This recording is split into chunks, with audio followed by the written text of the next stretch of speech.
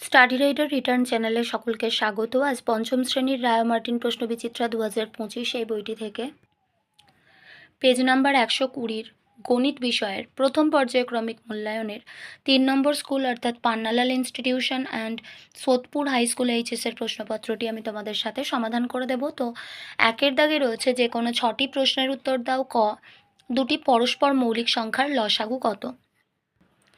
দুটি পরস্পর মৌলিক সংখ্যার লসাগু হলো সংখ্যা দুটির গুণফল। ক্ষয়ের দাগে রয়েছে 0, 8, 3, 2, 1 অঙ্কগুলি দিয়ে 5 অঙ্কের ক্ষুদ্রতম সংখ্যাটি লেখো।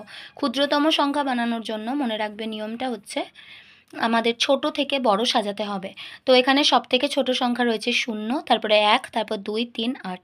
কিন্তু কোনো সংখ্যার প্রথমে যদি 0 ধরা হয় তো সেই শূন্যটাকে আমরা সচরাচর ধরি না, অর্থাৎ শূন্যটাকে আমরা বাদ দিয়ে বাকি সংখ্যাগুলো নিয়ে থাকি। তো শূন্যটা বাদ দিয়ে দিলে তো এটা আর 5 অঙ্কের ক্ষুদ্রতম সংখ্যা থাকবে না, সুতরাং শূন্যটাকে আমাদের রাখতে হবে। তাহলে উপায় হলো শূন্যর পরে যে ক্ষুদ্রতম সংখ্যাটা রয়েছে অর্থাৎ 1 সেটা প্রথমে চলে আসবে, তারপর বসবে 0, তারপর বসবে 2, 3, 8, অর্থাৎ